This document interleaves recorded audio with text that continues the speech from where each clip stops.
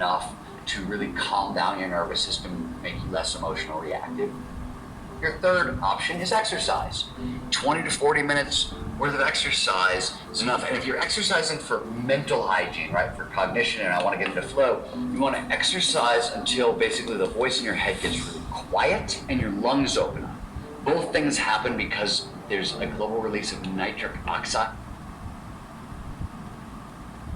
One of the things it does is it flushes stress hormones out of your system, and it'll reset the nervous system sort of back to baseline, back to zero.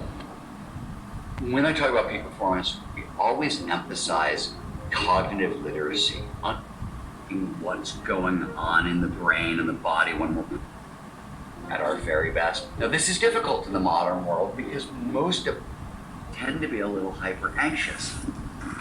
Daily problems that we all deal with, anxiety, depression, right? We now know, for example, that a 20-minute walk in the woods will outperform most antidepressants on the market. If you walk in a part of nature where you haven't been before, you're not only going to get serotonin, that chemical, you're going to get the dopamine from novelty and complexity and unpredictability.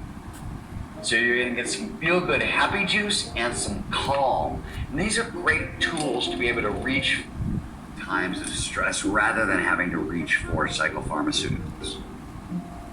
On a certain level, we have a drugstore in our brain. The neurochemicals that show up in flow, so dopamine, norepinephrine, anandamide, endorphins, serotonin.